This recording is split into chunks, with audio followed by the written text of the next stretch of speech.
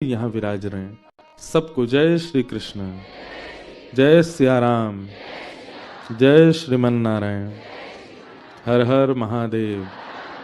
आइए आज के कथा क्रम में प्रवेश करते हैं। कथा का अभिप्राय सुखमय जीवन जीने के लिए नहीं होता है। कथा का अभिप्राय, हमें ये कॉन्सेप्ट समझ नहीं आता। लोग मंदिर जाते हैं, मंदिर जाके महादेव हम पर कृपा बनाए रखना, सब सुखी रहे, हमारे घर में परिवार में सुख संपत्ति घर आवे, कष्ट मिटे तन का, ओम जय जगदीश हरे। महादेव कह रहे होते, बोले बेटा मैं भी महलों में रहता, शमशान में नहीं रहता, इतना ही सुख मेरे पास हो। गणेश जी कह रहे होते, मैं भी मर्सिडीज पे चलता, चूहा के प्राण क्यों लेता। वैसे तो चूहा, गणेश जी कैसे बैठते होंगे। ये सब द्योतक हैं। भगवान श्री कृष्ण भी कही देते, बोले भैया हम भी रण छोड़ करके द्वारिका नहीं भागते जब सुखी होता संसार में। शास्त्रों में पृथ्वी का एक नाम है दुखालयम शाश्वतम। क्या नाम है? दुखालयम शाश्वतम। आलय मतलब घर, और इस संसार का नाम क्या है? दुखालयम। ये दुख का घर है, और आप दुख के घर में चाह रहे हो कि आपको सुख मिले। आप जिसके घर में हैं वही तो मिलेगा आपको। इसलिए बिल्कुल परेशान मत होइएगा। इस वर्ष जितनी भी चैलेंज आवे लाइफ में, जितनी भी परेशानियां आवे, जितने भी उतार चढ़ाव आए, टूटिएगा नहीं, बिल्कुल विचलित मत होइएगा। कथा सुनी इसीलिए रहे हो आप कि उस स्थिति से भी आप निकल सको, उस स्थिति में भी आप तैर सको। राम नाम, कृष्ण नाम, भागवत का ये जहाज है, इस पर चढ़ जाओ, कितनी भी गहरी नदी हो डूबोगे नहीं। अच्छा एक बात और, जब नदी की बात छिड़ी है, नदी का एक स्वरूप होता है। नदी में कभी भी डूब रहे हो, जो नहीं तैरना जानते वो भी सुनो। नदी में दो काम विशेष रूप से करने, एक तो मुंह नहीं खोलना है, दूसरा हाथ नहीं मारने हैं। अगर तैरना नहीं आता तो भी ये दो ही डुबाते हैं, एक तो हाथों का पैरों का मारना और मुंह का खुल जाना। इसी से ही व्यक्ति मृत्यु को प्राप्त होता है नदी में अगर गिर जाए तो। संसार एक भयंकर गहरी नदी है। कथा सुन सुन करके तैरना सीख गए हो तो कोई दिक्कत नहीं, पर अभी नए नए श्रोता बने हो, अभी तैरना इतना अच्छा आता नहीं, तो प्रारंभ में दो काम करो। संकट रूपी जैसे ही गहराई आवे, मुंह मत खोलना और हाथ मत मारना। मौन हो जाना, मुख से मौन हो जाना और हाथ पांव से शांत हो जाना। नदी कभी डुबाती नहीं है। नदी में आप स्थिर हो जाओ, कभी नहीं डूब सकते। और फिर धीरे धीरे कथाएं सुन करके तैरना सीखो। जब तक तैरना ना आवे तब तक ये दो नियम पालन करो। एक तो मुख नहीं खोलना। जीवन में कितना भी संकट आए, सबसे पहले जीव को बंद करो। आप जीव से जब विचलित होते हैं, मुख से बहुत बोलने लग जाते हैं, अति जल्पिक होने लग जाते हैं, आपके संकट और बढ़ते हैं। इसलिए मौन हो जाओ। और हाथ पैर मारना, मंत्री को फोन कर, विधायक को फोन कर, इसको फोन कर, इसको फोन कर, पड़ोसी से कहना तुम हमारी रक्षा करो, कभी किसी के पास जाना, हाथ पैर मत मारो, शांत हो जाओ। गहराई कितनी भी हो, आप डूबेंगे नहीं, भले ही तैरना ना आता हो, स्थिर हो जाओगे। ये दो बातें हमारी याद रखना। इस वर्ष को बहुत आनंद से जिएगा।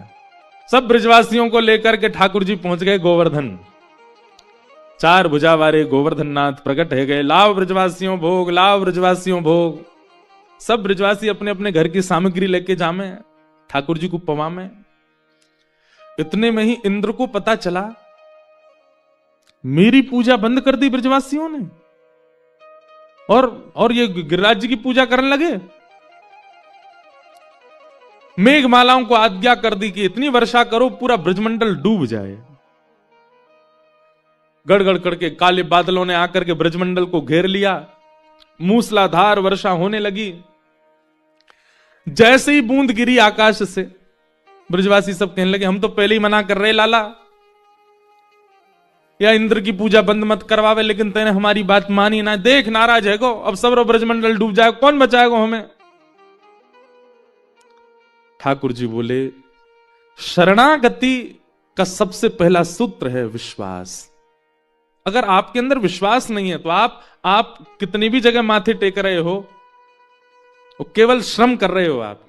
विश्वास, संबंध और समर्पण, तीन बातें याद रखिएगा।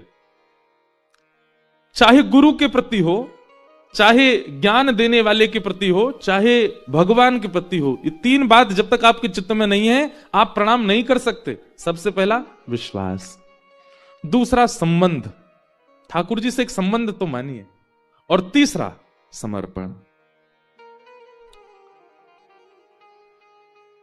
ठाकुर जी सब ब्रजवासी तो बोले, अरे भैया जिनके शरण में आए उन पर विश्वास करो, वो रक्षा करेंगे तुम्हारी। ब्रजवासी लेकिन भोले भाले बेचारे कुछ सुने नहीं, भागे इधर उधर, त्राहिमाम करके सब भागने लगे, बोले बचाओ बचाओ बचाओ, अब इंद्र हमको डुबा देगा। ब्रजवासियों के चित्त में विश्वास को प्रगाढ़ करने के लिए ठाकुर जी बोले अब मुझे कुछ करना पड़ेगा। गिरिराज बाबा को प्रणाम किया और प्रणाम करके अपनी दोनों भुजाओं से जैसे गिरिराज शिला को ठाकुर जी ने अधर किया, एक तरफ से श्री गिरिराज जी उठ गए, भीतर ठाकुर जी ने प्रवेश किया, दोनों भुजाओं से गिरिराज जी को ऊपर की ओर उठा के मध्यस्थ पहुंचे। 21 किलोमीटर के गिरिराज जी बिल्कुल बीच में पहुंचे ठाकुर जी, और मध्य में जाकर के अपनी बाम हस्त की कन्नी उंगली के नख पर धारण कर लिया और सब ब्रजवासियों को कह दी, भैया आ जाओ सबरे, आकर के यहां नीचे खड़े आ जाओ, मैंने छतरी खोल ली है, गिरिराज रूपी छतरी। सब ब्रजवासी देख करके आश्चर्य, 7 बरस के लाला, केवल 7 बरस के हैं ठाकुर जी, और 7 कोस लंबे चौड़े गिरिराज पर्वत को अपने बाम हस्त की इकन्नी उंगली के नख पे धारण किया है ठाकुर जी ने। नख पे धार लियो गिरिराज नाम गिरधारी पायो है। सब ब्रजवासी ने जैसी देखी लाला ने गिरिराज जी उठाई लिए, सब दौड़ करके गए और सब जाकर के एक शिला पे ठाकुर जी खड़े हैं, चारों ओर लाखों ब्रजवासी, 84 कोस के एक एक ब्रजवासी आया था गोवर्धन पूजा में, लाखों ब्रजवासी थे। सब ब्रजवासी गिरिराज जी के नीचे आ गए और भैया अब बीच में ठाकुर जी खड़े हैं और तराजू की तरह गिरिराज जी कभी इतकू जामे कभी इतकू जामे, और जहां की तरफ गिरिराज जी झुके वहीं के सब ब्रजवासी अपनी अपनी छड़ी लेके और गिरिराज जी के नीचे लगामे, और जैसे गिरिराज जी ऊपर हिलने लग जाएं तो दूसरी तरफ गिरे तो दूसरी तरफ के सब लगामे, ऐसे करके महाराज सब ब्रजवासी ने दूर दूर तक छड़ी लगा ली, बीच में ठाकुर जी खड़े, गिरिराज जी स्थिर रह गए। ब्रजवासी बोले, लाला हम सबन ने अपनी छड़ी लगा ली है, तू अपनी उंगली नीचे कर ले अब। ठाकुर जी बोले, चटनी बन जाओगे सबरे अगर मैंने उंगली नीचे कर ली तो। 21 किलोमीटर चौड़ा पर्वत है, और गर्ग संहिता में तो वर्णन है कि गिरिराज जी का जो शिखर है वो शिखर भी इतना ऊंचा है कि बादलों में ढका रहता है। हर तिल भर रोज पृथ्वी में जा रहे हैं ना गिरिराज जी, तिल भर रोज पृथ्वी के भीतर प्रवेश कर रहे हैं। जय हो गिरिराज बाबा ने कथा सुना दे हम, मैया सुवाए दो इनको, नहीं तो इन्हीं की कथा चलेगी, व्यासपीठ पे और बैठा दिया आपने। तो हम क्या कह रहे थे, हाँ चटनी बन जाओगे सबरे। ब्रजवासी सब बोले, हैं रे लाला तू यूं सोच रहा दिखे कि तेने अपनी उंगली पे उठा लिए जे। ठाकुर जी बोले, तो क्या सोचूं मैं? बोले, हमारी छड़ी पर टिक रहे हैं गिरिराज जी, हम सब ने ऐसे मोटे मोटे बांस के डंडा लगा रखे हैं, तू अपनी उंगली नीचे कर ले, ज्यादा इतराए मत हमारे आगे, हमें लगा खड़ो है गो ऐसे कि जैसे यही ना उठा रखे हैं का। ठाकुर जी बोले, भैया मान जाओ, मेरी उंगली पे टिक रहे हैं ये, लाला तू नीचे कर ले अपना हाथ, हमने छड़ी लगा रखी है। ठाकुर जी बोले, ठीक है तो फिर संभालो भैया गिरिराज जी, मैं हटा रहा हूं अपना हाथ। बोले, हाँ हटा ले। जैसे ठाकुर जी ने नेक उंगली नीचे करी, महाराज गड़गड़ करके गिरिराज जी नीचे आने लगे, सबन की छड़ी चट चट चट चट, सब की छड़ियां टूट गई दूर दूर तक, सब ब्रजवासी नीचे झुक गए, लाला बचा बचा बचा। ठाकुर जी ने फिर से उंगली लगाई और फिर से गिरिराज जी धारण हो गए। अब तो दूर दूर तक एक भी छड़ी नहीं है। अब सब ब्रजवासी अपनी टूटी हुई छड़ी ने देखें और फिर लालाए देखें, लाला जिस सांची में तेरी उंगली पे टिक रहे हैं। ठाकुर जी बोले, हम बे मेरी उंगली पे टिक रहे हैं। लाला जे इतनो भारी, इतनो बड़ो, इतनो विशाल गिरिराज पर्वत नेक से हमारो लाला बाकी नेक से उंगरिया पे कैसे आगो? ठाकुर जी बोले, हम जय जय हैं। कौन है? हम जय जय हैं। चलो सबरे प्रणाम करो चरणन में, हम जय जय हैं, भगवान हैं। बचपन ते देखो हम सब काम बताते आए, सवंत कहते आए कि हम जय जय, कोई ना नहीं मानी। देखो मैंने गिरिराज जी उठा लिए, मैं जय जय हूं। ब्रजवासी सब बोले, अरे लाला ऐसा कहा काम किए तने जो तू जय जय। ठाकुर जी खड़े खड़े बोल रहे, पूतना मारी, अघासुर मारो, धेनुकासुर मारो, कालिया नाग मारो, सबरे राक्षस मैंने मारे, और आज देखो इतना बड़ा गिरिराज पर्वत उठा लियो। जी कोई मानव कर सके? ब्रजवासी बोले, लाला बस बस बस बस, ज्यादा मत बोले, मारी तेने पूतना। लाला ये तेरो बलना है कि तेने पूतना मारी। ठाकुर जी बोले, तो फिर कैसे मर गई वो? बोले, ये तो हमारे ब्रजमंडल को स्वभाव है कि यहां अगर बिना पुण्य किए व्यक्ति आवेगो, बिना पुण्य यदि किए आवेगो, तो ब्रज के प्रभाव से धीमे धीमे धीमे मृत्यु को प्राप्त है जाएगो। यहां आवे के काजे बहुत पुण्य होने चाहिए। राक्षसन ने पुण्य किए नहीं और ब्रजमंडल में घुस जाएं, और जैसे ही घुसे तो नेकाद उनके जो पुण्य वो कम होने लगे, और जैसे ही उनके सबरे पुण्य खत्म हो में वही समय वो तेरे पास आ जाएं, और वह समय उनकी मृत्यु होनी हो, जैसे ही मरे मरे मरा, इनमें हाथ मार के होके मैंने मारे। ठाकुर जी बोले, इतना दिमाग या बात में लगा रहे हो कि उनके पुण्य नहीं है, और यूं नहीं मानोगे सीधे सीधे कि मैं भगवान हूं। ब्रजवासी बोले, लाला तू जो कहेगो सब मानने को तैयार है, पर जे ना मानेंगे कि तू भगवान है। ओ यशोदा मैया, यशोदा मैया आई, मैया ये तेरो लाला गैया चरावे जावे? हाँ, मही कोई बाबा ते टोना टोटका सीखे आयो है पर्वत उठावे को। ये सब बातें कहने से क्या समझ में आया कि ठाकुर जी चाहे चतुर्भुज रूप धारण कर लें, ब्रजवासी तब भी नहीं मानेंगे कि हे भगवान। क्यों?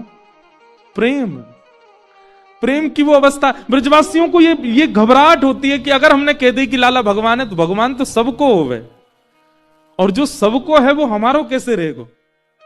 इसलिए ब्रजवासी इस बात को अस्वीकार करते हैं कि ठाकुर जी भगवान है। नहीं, लाला तो केवल हमारो है, भगवान होगा तो सबको है जाएगा। इसलिए कोई ब्रजवासी मानता नहीं कि ठाकुर जी परमात्मा। नहीं तो आप सत्य, मैं कभी कभी ना बहुत सोचता हूं कि बहुत अच्छा हुआ कि गिरिराज लीला में मैं और आप नहीं थे, क्योंकि हम लोग बुद्धि से सोचते हैं, हम लोग बहुत चतुर हैं, हम लोग चतुराई से विचार करते हैं, हम लोगों में प्रेम नहीं है, हम लोग कभी स्वीकार नहीं करते, हम तो मान ही लेते कि ये परमात्मा है। पर ब्रजवासी ने नहीं माना।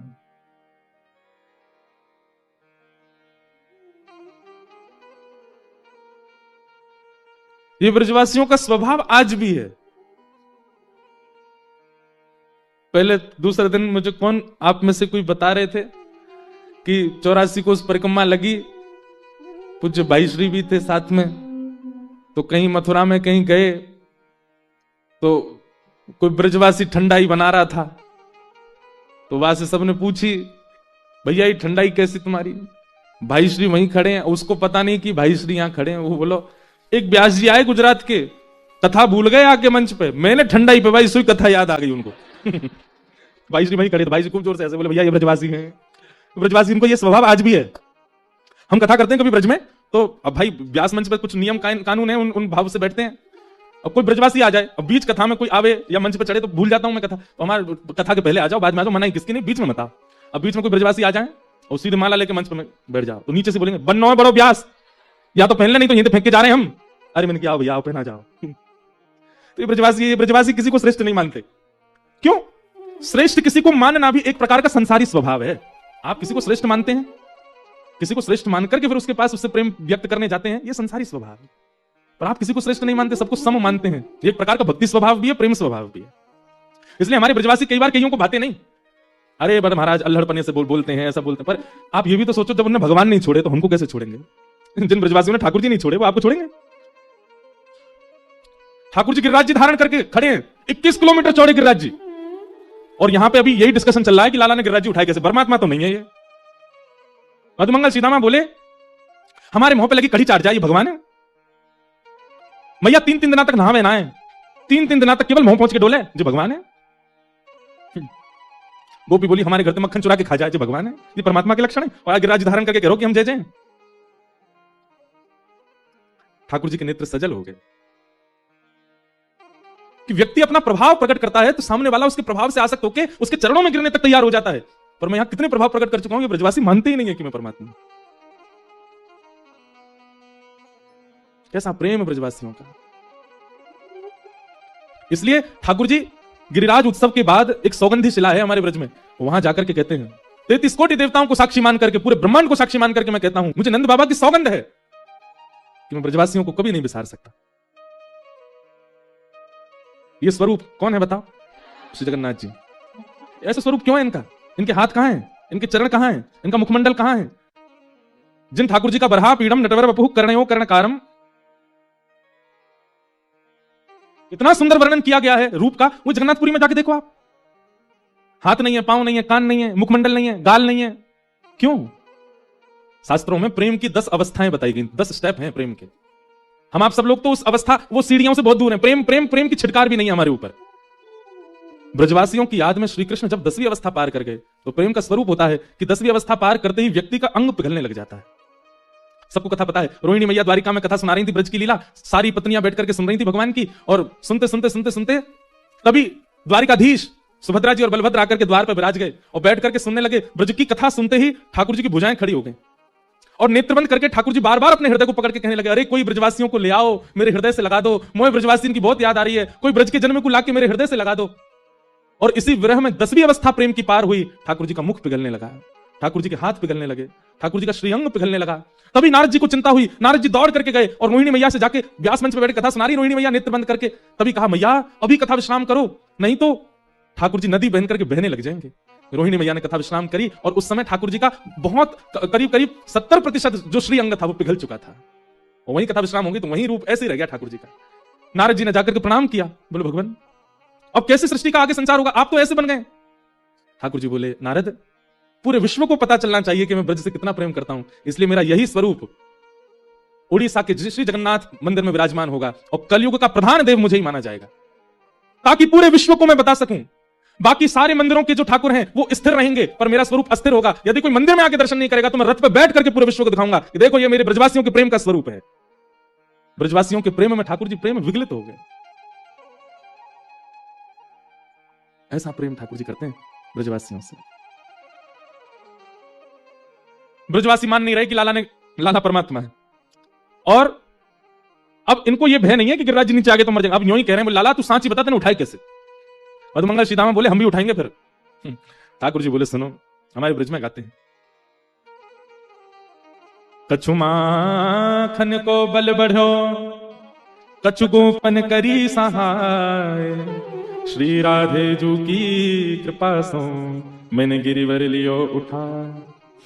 अरे भैया तुम सबरे सांची कह रहे हो, मैं जय जय ना हूं, मैं परमात्मा ना हूं, मैं भगवान ना हूं भैया, मैं तो अपनी यशोदा मैया को लाला हूं, मैं तो नंद बाबा को लाला हूं, मैं बलभद्र को छोटा भैया हूं, मैं तो मधुमंगल को सखा हूं, मैं कोई भगवान थोड़ी हूं। वो लाला वो तो हमें पता है, पर उठाए कैसे? ठाकुर जी बोले, कछु माखन को बल बढ़ो, आप सबन के घर से मैंने मक्खन चुरा चुरा के खाओ भैया, वही मक्खन ते मुंह में बल आयो, पहली बात। मधुमंगल श्रीराम बोले, लाला मक्खन तो हमने भी चुराया तेरे संग, हम ते तो ये 5 किलो कोई ना उठ रहो। ठाकुर जी बोले, दूसरी बात है ना, बोले कहा कछु गोपन करी सहाय, आप सब गोप ग्वालन ने मेरी बड़ी सहायता करी। ग्वाला बोले, हमने क्या सहायता करी? बोले, भैया जब गिरिराज बाबा प्रकट भये तो आप सबन को लगी जे लाला ही 4 भुजा वालों बन के प्रकट है का? बोले, हम भे लाला ऐसी लगी। और वह समय आप सब गिरिराज जी को देख रहे और फिर मुझे देख रहे, फिर गिरिराज जी देख रहे, फिर मुझे देख रहे, तो वह समय आपकी दृष्टि से जो भाव रूपी बल होगा वो मुंह में आ गया। इतने लाखों ब्रजवासी ने एक टक मेरी ओर देखो तो आप सबन की शक्ति निकल के मुंह में आ गई, और लाखों ब्रजवासी की शक्ति जैसी मेरे भीतर आई, मैंने गिरिराज जी उठा लिए। आप सबन ने मुंह को टकटकी लगा के देखो, हमारे आप सबन की शक्ति से ही मैंने गिरिराज जी उठाए हैं। आजकल का व्यक्ति होता तो इस बात को कभी नहीं मानता, ये हो ही नहीं सकता, देखने से शक्ति आती है। पर ब्रजवासी क्या बोले, अच्छा तो हमारे देखवे तो तुम्हें शक्ति आ गई? बोले, हाँ। तभी तो हम कहें आजकल कमजोरी कैसे आ रही है भीतर, नेक चले सांस फूल जाए हमारी, नेक कछु काम करें थकान है जाए हमें। अब तो चली कि हमारी शक्ति चुरा ली है लाला ने, और आपस में सब कहें, अरे भैया अब भेद खुल गए। तभी तो हम कह रहे हैं कि आजकल हम लोग इतने थके काहे को लग गए, ये लाला ने हमारी शक्ति निकाल ली है भीतर से, और हम सबन की शक्ति यहां में आ गई, तभी गिरिराज जी उठाए। हाँ भैया लाला आप तो मान गए, हम तेरी बात सही, हमारी शक्ति तो उठाए हैं। ब्रजवासी खा बोले, अरे भैया लाला तू खड़ो रे, खोलो रे भैया 56 भोग खोलो। और 56 भोग खोल करके सबरे पान लगे। नंद बाबा आके बोले, तुम्हें शर्म ना आ रही? नेक्स्ट सोचो लाला गिरिराज जी खोलकर तुम यहां भोजन कर रहे हो। ब्रजवासी बोले, बाबा लाला ने कहा कि अभी हम सबन की शक्ति है यहां में, हम पामेंगे, हमारे अंदर शक्ति बनेगी, हम फिर लाला देख लेंगे, तो हमारी शक्ति थी तो उठावे को। ठाकुर जी खड़े खड़े गिरिराज जी धारण करके इतने प्रसन्न हो रहे हैं ब्रजवासियों के इस भाव से। तभी एक ब्रजवासी बोले, लाला तेने अपनी बात में एक बात और कही, श्री राधे जू की कृपा से मैंने गिरिवर लिया उठाए। किशोरी जी ने ऐसी कहा कृपा करी। गर्गाचार्य जी ने जब नामकरण किया था ना ठाकुर जी का, तो नामकरण करते समय श्री यशोदा मैया कह के गए, मैया नारायण समो गुणई, आपको जो लाला है ना, या में नारायण जैसे गुण हैं। अगर आपको लाला कोई अद्भुत क्रिया करे तो कभी आप पे संशय मत करियो। कभी आपको लाला कोई ऐसी लीला करे जो एक मानव ना कर सके तो आप यहाँ पे संदेह मत करियो। आपको लाला में नारायण जैसे गुण हैं। तब यशोदा मैया ने गर्गाचार्य जी से कही, बोले अगर मेरे लाला ने कोई ऐसी लीला करी और मैं तो मैया हूं और मुझे घबराहट भाई, मुझे कहीं लगी कि मेरे लाला पे कोई संकट नहीं है, तो मुझे कहा करना चाहिए। समझ रहे हैं बात को? तो गर्गाचार्य जी बोले, मैया आपके लाला की जो जन्म कुंडली है ना, ठीक ऐसी ही जन्म कुंडली एक और की है आपके ब्रज में। कौन की? वृषभानुनंदिनी किशोरी जी की, श्री राधा रानी की। बोले मैया बिल्कुल ऐसी कुंडली है, ऐसा लगा कि बस ये पुरुष है वो स्त्री है, नहीं तो दोनों बिल्कुल एक जैसे ही हैं, कोई कमी नहीं है। तो वहां से मैया मुझको यूं लगे कि ये ब्रह्म ही दो रूप में आयो है। जैसे ही गर्गाचार्य जी ने बोली ब्रह्म दो रूप में आयो है, मैया ने गोद में बैठे लाला को कान पकड़ो और कान पकड़ के दबा के बोली, गर्गाचार्य जी दोबारा बोलियो जी कौन है? मैया ब्रह्म दो रूप में। मैया ने और जोर से मोड़ो।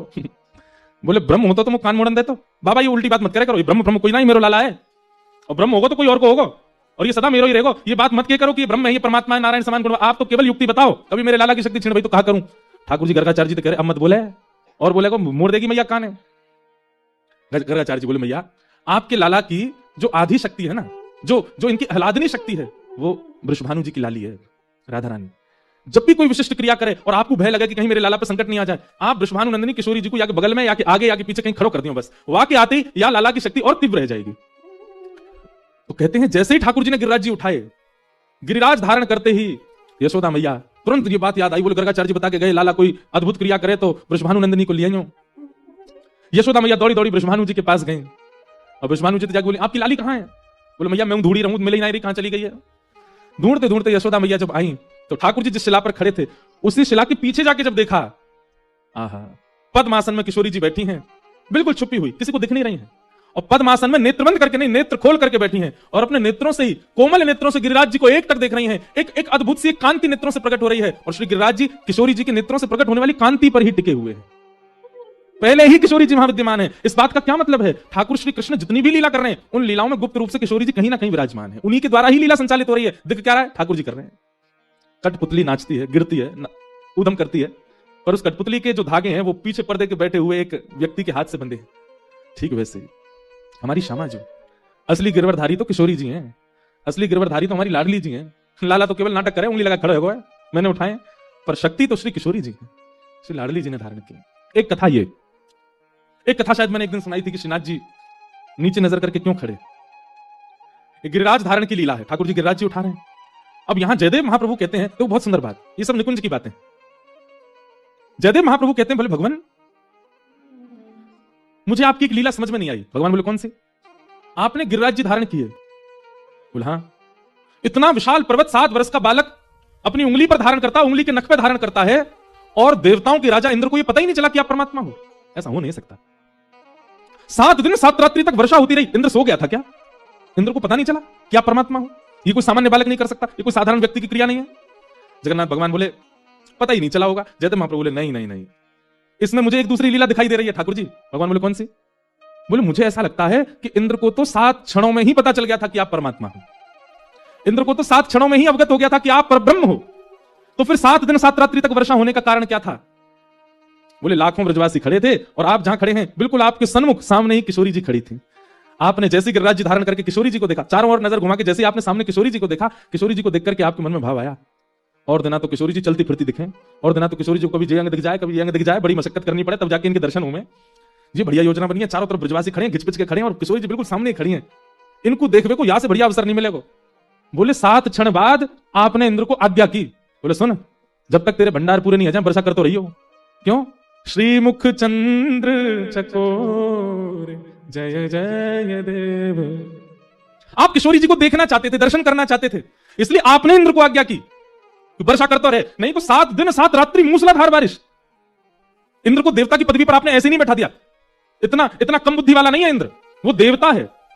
मानवों को जिस बात को जानने में सालों लगते हैं, देवताओं को क्षण में समझ में आ जाता है, इसलिए तो वो देवता है। उसको ये नहीं पता चला कि आप परमात्मा हो, उसको पता तो चल गया था, लेकिन आपने आज्ञा करी वर्षा करता रहे। श्री जी दिख रही है सामने, उनके दर्शन करता रहूंगा मैं तो।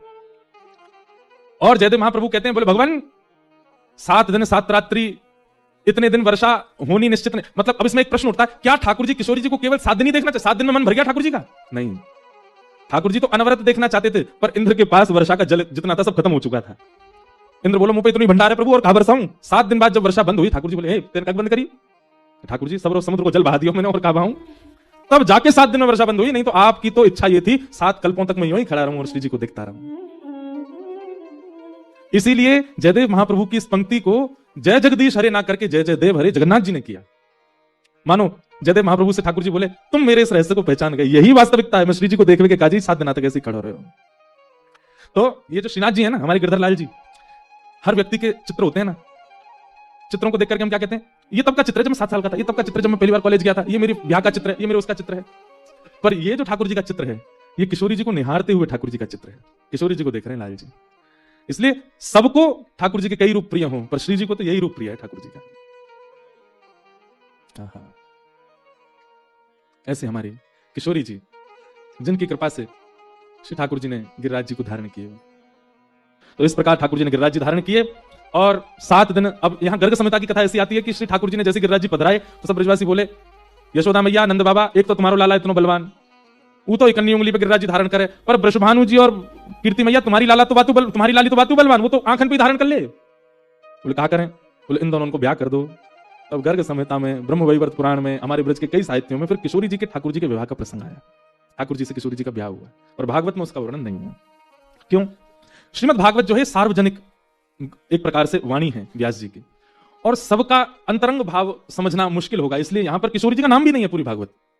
उसके पीछे कथा बताते हैं कि सुखदेव जी कौन है, ये किशोरी जी के ही सुख पक्षी हैं। सुखदेव जी ने पहले ही ध्यान करके बैठे कि किशोरी जी का नाम बोलना नहीं है। क्यों? श्री सुख मूर्छित भय मास शठ, 6 महीने की समाधि में जाते हैं सुखाचार्य जी अगर किशोरी जी का नाम ले लेते हैं तो, और परीक्षित के पास 7 ही दिन बचे हैं। इसलिए सुखाचार्य जी ने किशोरी जी का नाम ही उद्धृत नहीं किया भागवत में। जहां भी किशोरी जी के भाव आते हैं वहां पर कैसे पता चले कि किशोरी जी हैं? तो बहुवचन और एक वचन से पता चलता है। जैसे गोप्य ऊंचू, ये बहुवचन हो गया, मतलब बहुत सारी गोपियां बोल रही हैं, पर जब भ्रमर गीत प्रारंभ होता है तो कहते हैं गोप्योवाच, एक गोपी बोल रही है, वो किशोरी जी। राधा रानी का स्पष्ट नाम भागवत जी में नहीं। अपना नाम, गुरु का नाम, अपने एक पुत्र का नाम, अपने प्रिय का नाम, कुछ ऐसे नाम है इनका स्पष्ट उच्चारण नहीं करना चाहिए। अपना नाम सबसे पहले तो, अपना नाम बार बार नहीं बोलना चाहिए। अपने प्रिय का नाम, जैसे माताएं तो बोलती नहीं पति का नाम, तो पति को भी नहीं बोलना चाहिए माताओं का नाम। प्रेम जिससे हो, प्रीति जिससे हो, उसका स्पष्ट नाम नहीं बोलना चाहिए। माताएं जो अपने पतिदेव को जैसे भी बुलाती हैं, ये कोई व्यवहारिक बात नहीं है, ये शास्त्रीय बात है कि नहीं बोलना चाहिए नाम। और अगर कोई माताएं या भाई लोग अपनी पत्नी का नाम बोलते हैं तो आज से बंद कीजिए, नहीं है वो उचित। स्वनाम, अपना नाम स्पष्ट नहीं बोलना चाहिए, जगह जगह नहीं बोलना चाहिए, कम बोलना चाहिए। दूसरा, अपने हम जिससे प्रिय करते हैं उसका नाम, एक पुत्र है घर में उसका नाम भी स्पष्ट नहीं बोलना चाहिए।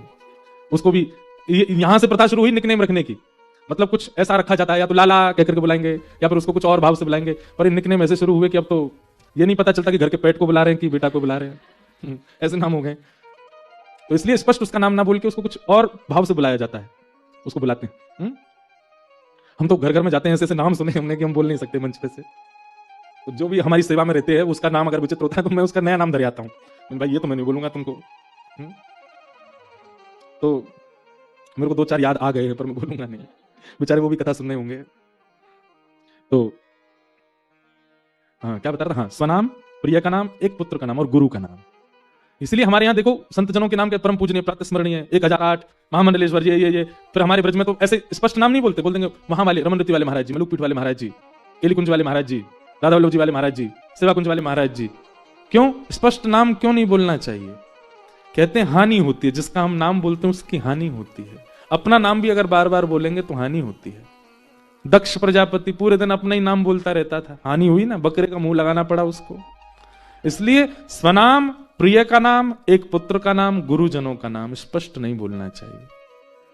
कुछ उपाधि या फिर किसी आवरण में उनका नाम उच्चारित होना चाहिए। इसलिए हमारी किशोरी जी का स्पष्ट नाम भागवत में प्रकट नहीं है। लेकिन एक और बात, अब देखो ये रहस्य है, एक जगह तो किशोरी जी का पता कैसे चलेगा? एक वचन से। अगर गोपी उवाच कहीं लिखा है तो मतलब किशोरी जी बोल रही हैं, एक ही बार लिखा है बस भ्रमर गीत में। और दूसरा, जहां कहीं भी ठाकुर जी बोल रहे हैं तो कृष्ण उवाच नहीं लिखा या भगवान उवाच नहीं लिखा, श्री भगवान उवाच। तो श्री कौन है? श्री राधा, किशोरी जी। तो इससे ये बात स्पष्ट होती है, ठाकुर जी जहां भी बोल रहे हैं अकेले नहीं है, श्री जी कहीं ना कहीं खड़ी हैं। श्री भगवान उवाच। और यही बात सुखदेव जी के लिए भी है। सुखदेव जी के नाम में भी जहां भी सुखवाच नहीं, श्री सुखवाच। तो श्री कौन है? किशोरी जी। तो जो भागवत के पाठक हों वो इस रूप से कहीं भी श्री शब्द देखें और एक वचन में गोपी शब्द देखें तो समझ जाना ये किशोरी जी हैं। तो इस प्रकार गोवर्धन लीला हुई। तत्पश्चात भगवान ने जैसे गिरिराज जी नीचे पधराए, उसके बाद फिर सब लोगों ने ठाकुर जी को कंधा पे उठा लिया, सब नाचने लगे, गाने लगे, ब्रजवासियों ने खूब आनंद किए। गैयाओं ने अपने थनों से बिना काढ़े ही दूध निकालना प्रारंभ कर दिया। इतने आनंद में भर गई गैया कि उनके थन से अपने आप ही दुग्ध निकलने लगा, नेत्रों से प्रेमाश्रु झरने लगे। क्यों? हमारी रक्षा के कारण छोटे से ठाकुर जी ने 7 दिन तक गिरिराज जी धारण किए। और गैयाओं के इस प्रेम को देख करके ठाकुर जी उनके पास गए, उनके ऐसे अंजलि में भर करके दुग्ध पान करने लगे, उसी से स्नान करने लगे। गैया भगवान को चाटने लगी। गायों ने अंतरंग रूप से भगवान का नामकरण कर दिया, गोविंद। ये गोविंद नाम गायों ने रखा ठाकुर जी का।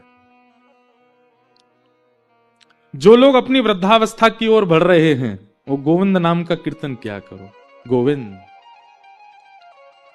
क्यों? गो माने गाय, गो माने ज्ञान, गो माने इंद्रियां, हाथ पैर नाक आंख मुख कान त्वचा, ये सब गो हैं। और विंद माने रक्षक, हमारी ज्ञान के रक्षक, हमारी इंद्रियों के रक्षक, गायों के रक्षक जो हैं उनको गोविंद कहते हैं। आज हमारे नाश का कारण इंद्रियां बनती हैं क्योंकि इनके ऊपर कोई रक्षक नहीं है। हम जो चाहते हैं खिला देते हैं, जो चाहते हैं दिखा देते हैं, जहां चाहते हैं स्पर्श कर लेते हैं, जिसको चाहते हैं सब स्वीकार करते हैं। इसलिए इन समस्त इंद्रियों के रक्षक गोविंद बने। इसलिए गोविंद नाम का उच्चारण करते रहा कीजिए, गोविंद गोविंद गोविंद गोविंद गोविंद। तो इससे क्या होगा? इंद्रियां आपकी एकाग्र होनी शुरू होंगी।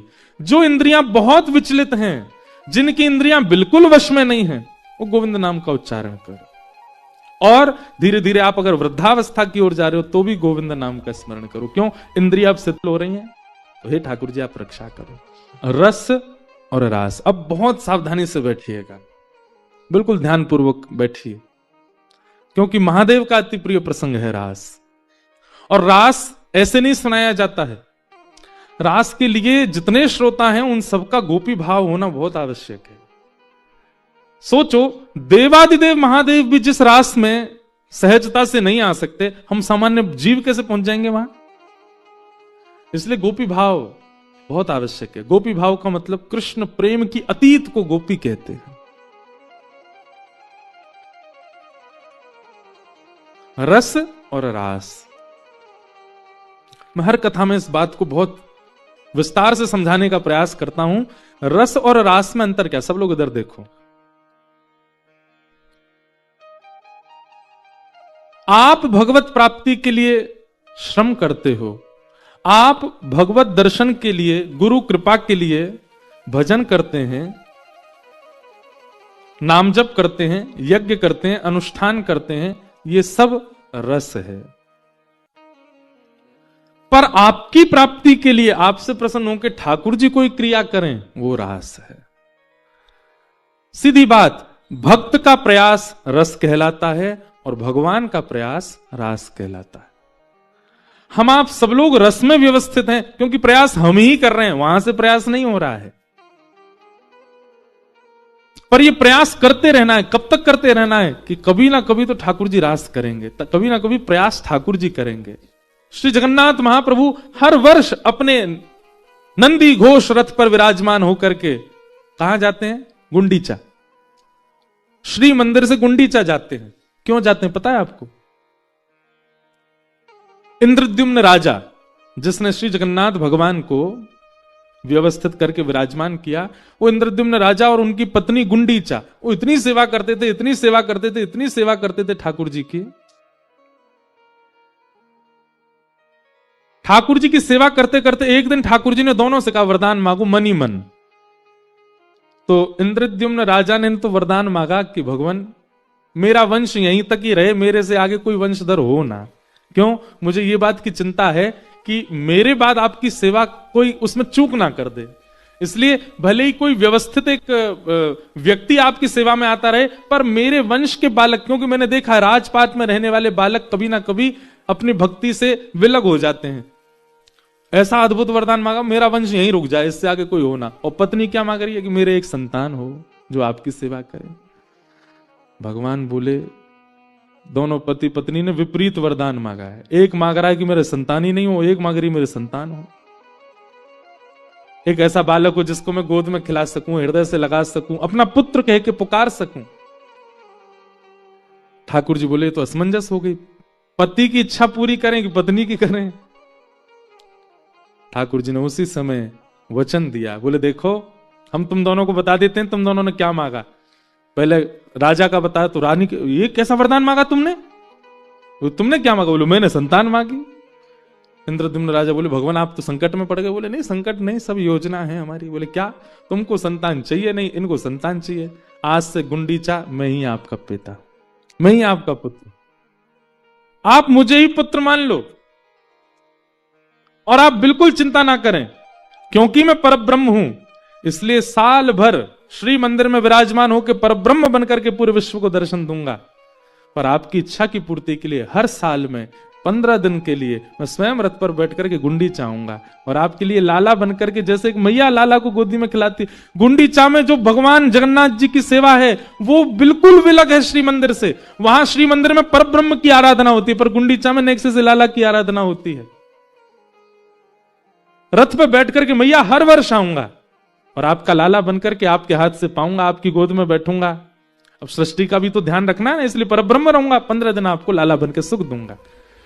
ठाकुर जी का जो रथ पर बैठ करके गुंडीचा जाना है ये रास है, क्योंकि ठाकुर जी प्रयास कर रहे हैं।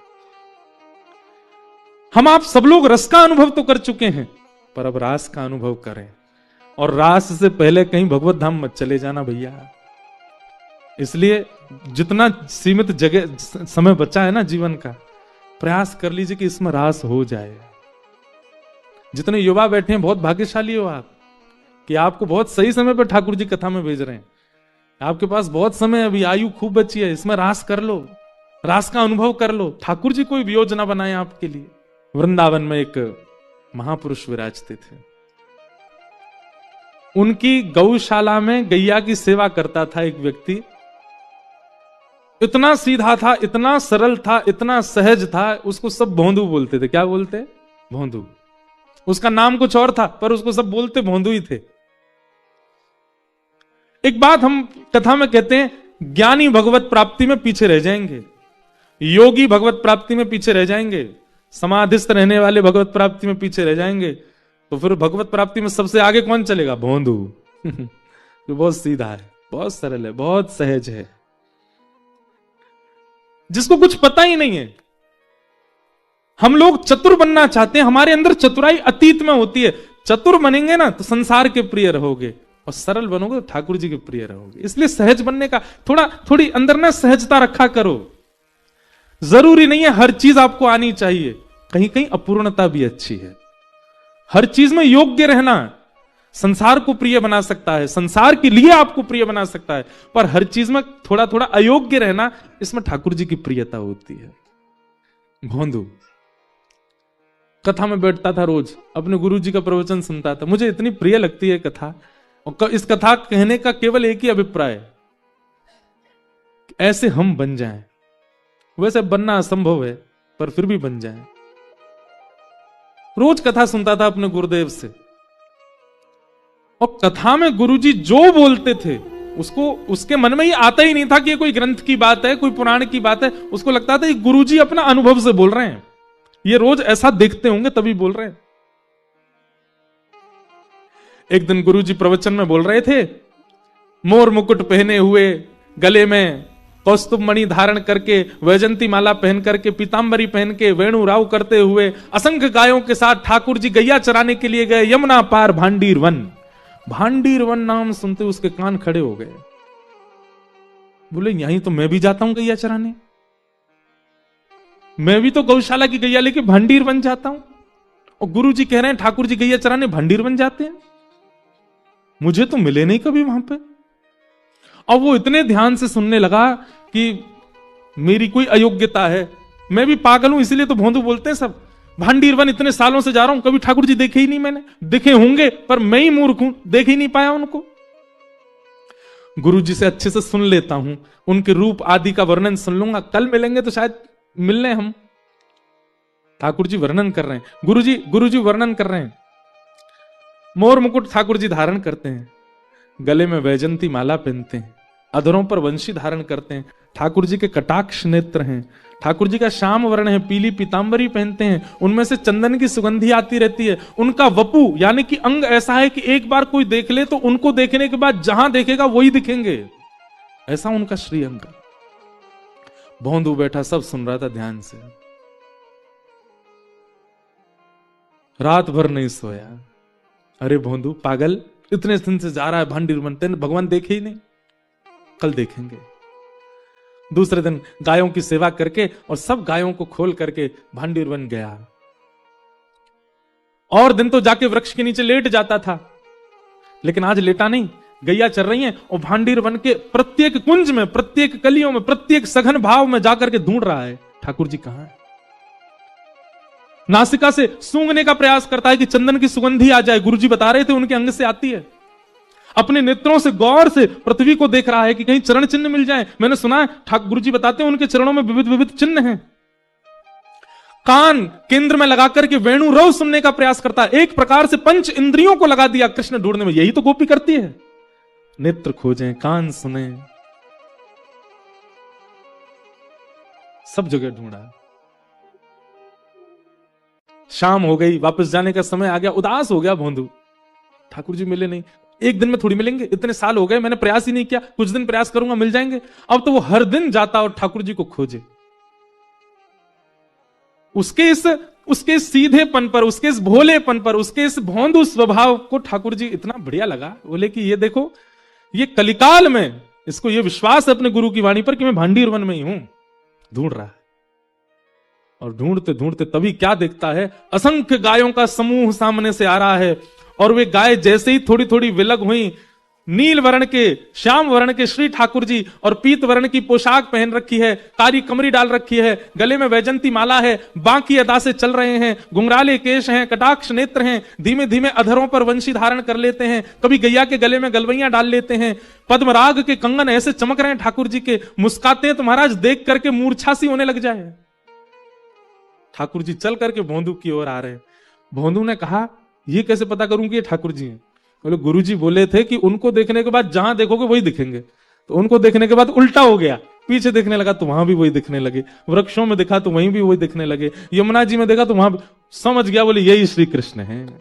चरणों में गिर गया, उठ करके बार बार बलैया ले ठाकुर जी के, उनके मुखमंडल को देखे, उनके चरणों को देखे।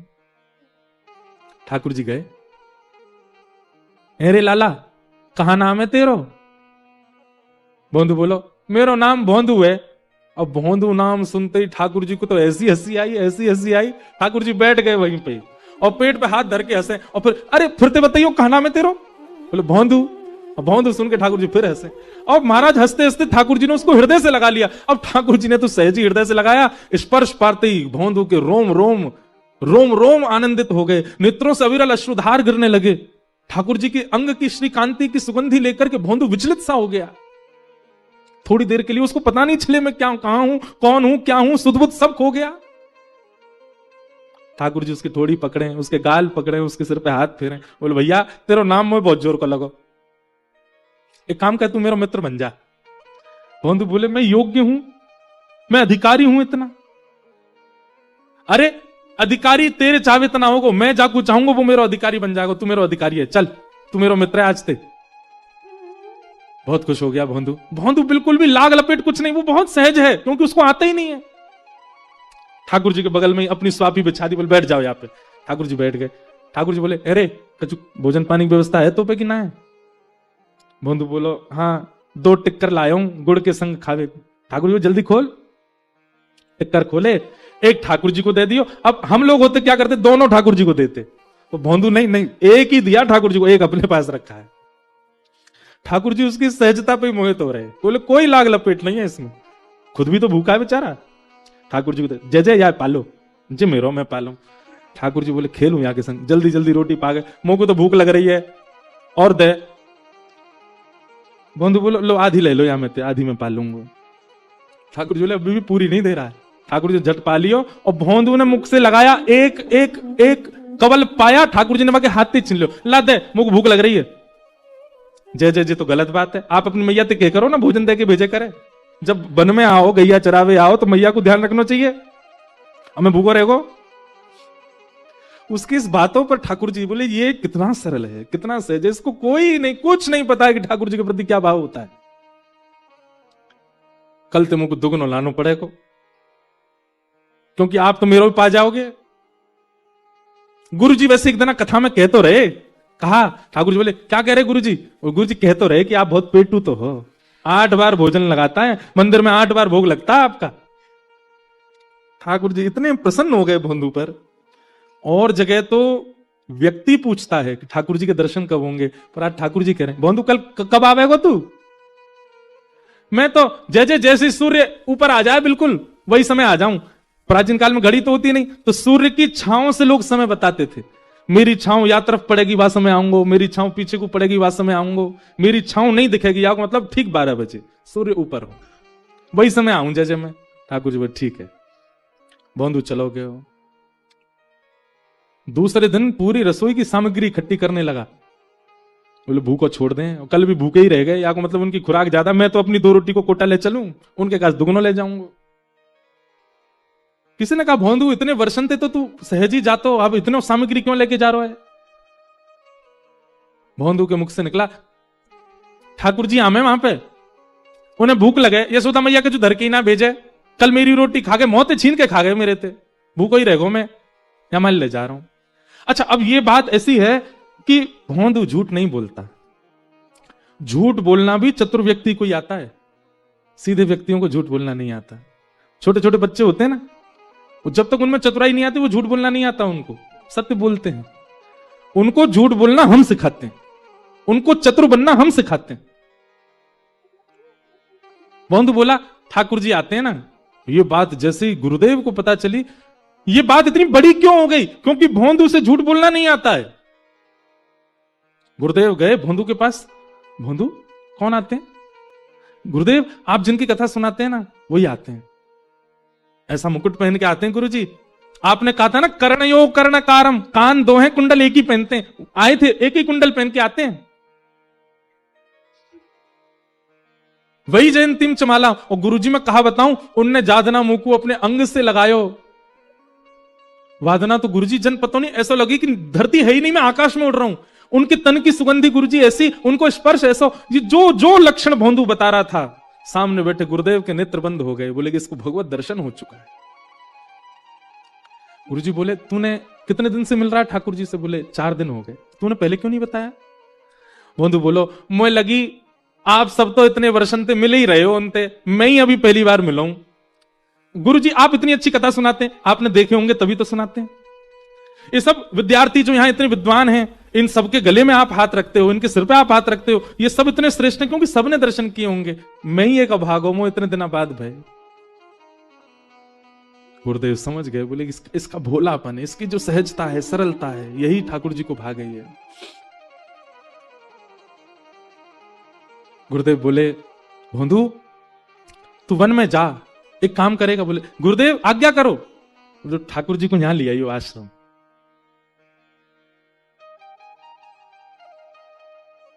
भोंदू तो इतना आनंदित हो गया कि अपने संपूर्ण जीवन काल में पहली बार गुरुदेव ने मुझे कोई आज्ञा करी है, और ये भी अगर मैं पूरी नहीं कर पाया तो धिक्कार है मेरे जीवन को। इतने आनंद में भर गया, इतना उत्साहित हो गया, चरणों में गिर गया। धन्यवाद गुरुजी, आपने मुझे योग्य तो समझा। आप चाहते किसी भी बालक से कहते ठाकुर जी को लिया, पर आपने मुझे ही चुना। मैं लाऊंगा, मैं जरूर लेके आऊंगा ठाकुर जी को। निकल पड़ा। आज भोंदू का उद्देश्य कुछ और नहीं है, ठाकुर जी को ले जाना है। जैसे ही पहुंचा, ठाकुर जी प्रतीक्षा कर रहे थे। भोंदू गयो, जाति बैठ गयो, ठाकुर जी ने हृदय से लगायो।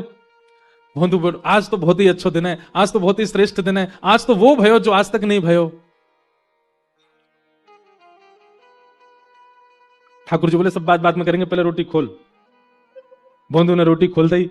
आज तो इतनी सारी लेके आयो, ठाकुर जी के सामने 4-5 रोटी धरने, बोले भल लो, खूब प्रेम से पालो, और नेकात बचे जाए ना, आपके जो सखा वखा उनको खवाई दियो हैं, ले ये 2 मेरी हैं, इन्हें मेरे पास ही रहन दियो।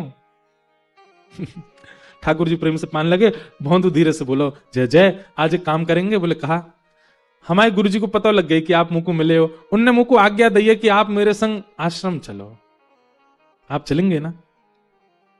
ठाकुर जी रोटी पाते पाते बोले, देख भोंदू, तू हमारा मित्र है, हम तेरे मित्र हैं, जो बीच में गुरु जी मत लेके आवे, मना कर दे उनते, मैं मान जाऊंगा, बस तोय मिलूंगा, तोय देखूंगा, तेरे संग हमारो नातो और कोई ते हमारो नातो नहीं। भोंदू बोला, ऐसे मत करो, आप मुझको गुरुदेव की कृपाती मिले हो, उनने नहीं बताया हो तो आपके बारे में कैसे मिलते आप मुझको? जिन गुरुजी ने आपसे मिलवाए हो उनसे मिलवे के काज ऐसे मना मत करो। जय जय। ठाकुर जी बोले, देख तू जो कहेगा सब मंजूर है, पर गुरुदेव के पास हम नहीं जाएंगे। भोंदू बोलो, नहीं जाओगे? ठाकुर जी नहीं जाएंगे। अंतिम बार पूछ रहा हूं, नहीं जाओगे? ठाकुर जी बोले, नहीं जाएंगे। तो सामने जो 2-3 रोटी बची, भोंदू ने वो उठा लेंगे, जो गुरु जी के यहाँ की ना मत खाओ, हमारे गुरु जी तो इतना ही बैर है आपको, इनको मत खाओ। ठाकुर जी बोले, तो जे कौन सी बात है भैया, उन्हें खान दे ना, ना जो गुरु जी घर की है ना, कब खाओगे? और सबरी धर के महाराज पोटली बांधने लगो। ठाकुर जी के हाथ में आधी रोटी बची थी, तो ठाकुर जी को हाथ पकड़ बोले, ये दे दो, ये गुरु जी को ही है। ठाकुर जी बोले, ऐसे कौन करे? बोले, अब रोटी तब मिलेगी, यो बताओ गुरु जी के पास चलोगे कि नहीं? ठाकुर जी बोले, तू चाहे जितनी जिद कर ले, गुरु जी के पास तो नहीं जाऊंगा।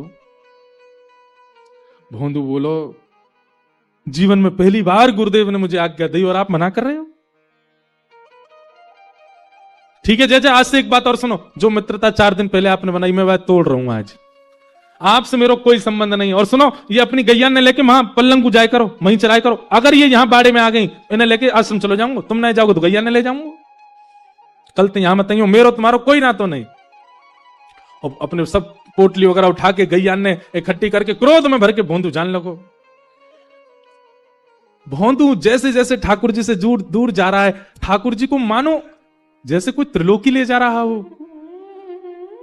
ए भोंदू, अरे नेक बात तो सुन जा। तो भोंदू रुक जाता है, बोले, एक ही बात सुनूंगो कि आप गुरु घर चलोगे, या के अलावा कोई और बात करनी हो तो मैं मत रोकियो।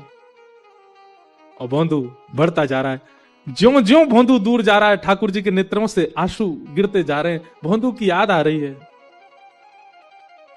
ठाकुर जी ने थोड़ी देर विचार किया और दौड़ करके गए भोंदू के पास, और चलते हुए भोंदू के पीछे कमर से लद गए ठाकुर जी, और उसके कंधा पे लटक के बोले, ले चल अपने गुरु के पास, आज वही दर्शन दे के आऊं, लेकिन तू मोते दूर नहीं जावेगो, तू सदा मेरे पास रहेगो, मेरे संग रहेगो।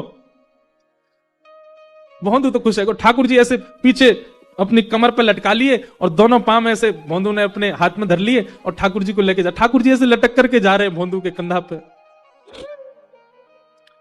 जैसे ही वृंदावन पहुंचे, आज गुरुजी प्रतीक्षा में तो थे, क्या होगा। जैसी गैया आई, गुरुजी दौड़ करके बाहर जाके देखने लगे, उन गायों के समूह के बीच में ऐसा दृश्य देखा ही नहीं है। क्या? भोंदू अपने कंधा पे लटका करके श्री ठाकुर जी को लेकर के आ रहा है। अद्भुत कांति श्री ठाकुर जी की प्रकट हो रही है, और ठाकुर जी कभी उसके गले से लग रहे हैं, कभी उसके गाल का स्पर्श कर रहे हैं, कभी उसके सिर पे हाथ धर रहे हैं, उसके गले से लटके हुए इतना प्रेम करते हुए श्री ठाकुर जी आ रहे हैं। ये दृश्य देख करके गुरुदेव वहीं मूर्छित हो गए। दौड़ करके भोंदू ने जल का छिड़काव किया, और गुरुदेव जैसे ही होश में आए, भोंदू तो गुरुदेव को गोद में लेके खड़ा था और सामने त्रिभंग ललित श्याम सुंदर खड़े। ठाकुर जी को देख करके गुरु ने आज ठाकुर को नहीं, भोंदू को वंदन किया। घर त्याग दिया, वेद वेदांत सिद्धांतों का अध्ययन किया, इतना ज्ञानी बना, पर कभी भगवत साक्षात्कार नहीं हुआ। धन्य है भोंदू। केवल सरलता, केवल सहजता, केवल निर्मलता, केवल पवित्रता, केवल सीधापन है तेरे पास, और आज त्रिलोकीनाथ तेरे कंधा पे बैठ के आए हो।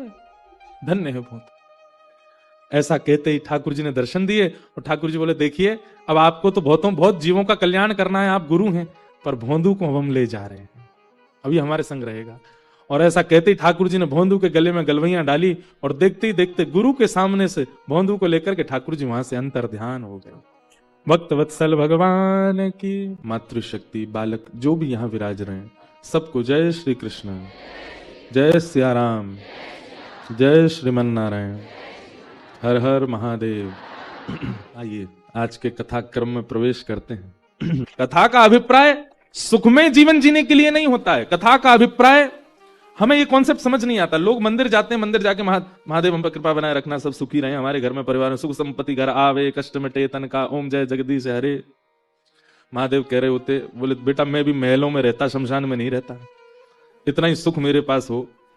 गणेश जी कह रहे होते, मैं भी मर्सिडीज पे चलता, चूहा के प्राण क्यों लेता। वैसे तो चूहा, गणेश जी कैसे बैठते होंगे। ये सब द्योतक हैं। भगवान श्री कृष्ण भी कह ही देते, बोले भैया हम भी रण छोड़ करके द्वारिका नहीं भागते, जब सुखी होता संसार में। शास्त्रों में पृथ्वी का एक नाम है दुखालयम शाश्वतम। क्या नाम है? दुखालयम शाश्वतम। आलय मतलब घर, और इस संसार का नाम क्या है? दुखालयम। ये दुख का घर है, और आप दुख के घर में चाह रहे हो कि आपको सुख मिले। आप जिसके घर में हैं वही तो मिलेगा आपको। इसलिए बिल्कुल परेशान मत होइएगा। इस वर्ष जितनी भी चैलेंज आवे लाइफ में, जितनी भी परेशानियां आवे, जितने भी उतार चढ़ाव आए, टूटिएगा नहीं, बिल्कुल विचलित मत होइएगा। कथा सुनी इसीलिए रहे हो आप कि उस स्थिति से भी आप निकल सको, उस स्थिति में भी आप तैर सको।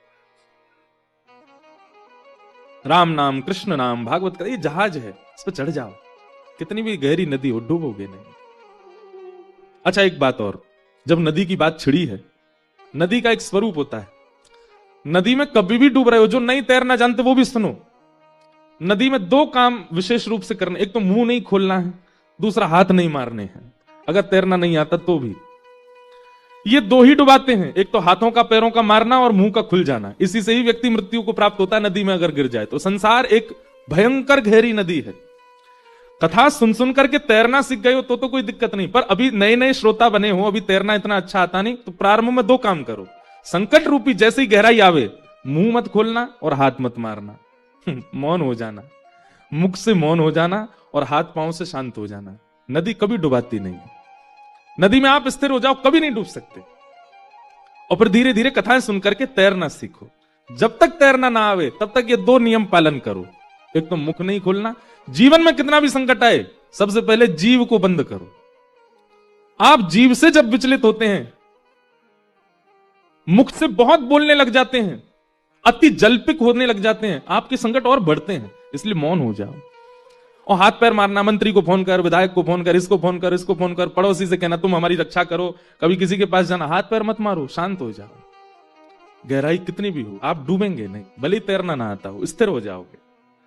ये दो बातें हमारी याद रखना। इस वर्ष को बहुत आनंद से जिएगा। सब ब्रजवासियों को लेकर के ठाकुर जी पहुंच गए गोवर्धन।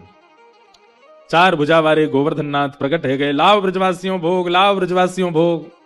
सब ब्रजवासी अपने अपने घर की सामग्री लेके जामे ठाकुर जी को पवामे। इतने में ही इंद्र को पता चला, मेरी पूजा बंद कर दी ब्रजवासियों ने, और ये गिरिराज जी की पूजा करने लगे। मेघमालाओं को आज्ञा कर दी कि इतनी वर्षा करो पूरा ब्रजमंडल डूब जाए। गड़गड़ करके काले बादलों ने आकर के ब्रजमंडल को घेर लिया, मूसलाधार वर्षा होने लगी। जैसे ही बूंद गिरी आकाश से, ब्रजवासी सब कहने लगे हम तो पहले ही मना कर रहे लाला, या इंद्र की पूजा बंद मत करवावे, लेकिन तेने हमारी बात मानी ना, देख नाराज है गो, अब सब ब्रजमंडल डूब जाए, कौन बचाएगा हमें। ठाकुर जी बोले शरणागति का सबसे पहला सूत्र है विश्वास। अगर आपके अंदर विश्वास नहीं है तो आप कितनी भी जगह माथे टेक रहे हो, वो केवल श्रम कर रहे हो आप। विश्वास, संबंध और समर्पण, तीन बातें याद रखिएगा। चाहे गुरु के प्रति हो, चाहे ज्ञान देने वाले के प्रति हो, चाहे भगवान के प्रति हो, ये तीन बात जब तक आपके चित्त में नहीं है आप प्रणाम नहीं कर सकते। सबसे पहला विश्वास, दूसरा संबंध, ठाकुर जी से एक संबंध तो मानिए, और तीसरा समर्पण। ठाकुर जी सब ब्रजवासी तो बोले अरे भैया जिनकी शरण में आए उन पे विश्वास करो, वो रक्षा करेंगे तुम्हारी। ब्रजवासी लेकिन भोले भाले बेचारे कि कुछ सुने नहीं, भागे इधर उधर, त्राहिमाम करके सब भागने लगे, बोले बचाओ बचाओ बचाओ, अब इंद्र हमको डुबा देगा। ब्रजवासियों के चित्त में विश्वास को प्रगाढ़ करने के लिए ठाकुर जी बोले अब मुझे कुछ करना पड़ेगा। गिरिराज बाबा को प्रणाम किया और प्रणाम करके अपनी दोनों भुजाओं से जैसे गिरिराज शिला को ठाकुर जी ने अधर किया, एक तरफ से श्री गिरिराज जी उठ गए, भीतर ठाकुर जी ने प्रवेश किया, दोनों भुजाओं से गिरिराज जी को ऊपर की ओर उठा के मध्यस्थ पहुंचे। 21 किलोमीटर के हैं गिरिराज जी, बिल्कुल बीच में पहुंचे ठाकुर जी, और मध्य में जाकर के अपनी बाम हस्त की कन्नी उंगली के नख पर धारण कर लिया और सब ब्रजवासियों को कह दी, भैया आ जाओ सबरे, आकर के यहां नीचे खड़े आ जाओ, मैंने छतरी खोल ली है, गिरिराज रूपी छतरी। सब ब्रजवासी देख करके आश्चर्य, 7 बरस के लाला, केवल 7 बरस के हैं ठाकुर जी, और 7 कोस लंबे चौड़े गिरिराज पर्वत को अपने बाम हस्त की इकन्नी उंगली के नख पे धारण किया है ठाकुर जी ने। नख पे धार लियो गिरिराज नाम गिरधारी पायो है। सब ब्रजवासी ने जैसी देखी लाला ने गिरिराज जी उठाई लिए, सब दौड़ करके गए और सब जाकर के एक शिला पे ठाकुर जी खड़े हैं, चारों ओर लाखों ब्रजवासी, 84 कोस के एक एक ब्रजवासी आया था गोवर्धन पूजा में, लाखों ब्रजवासी थे।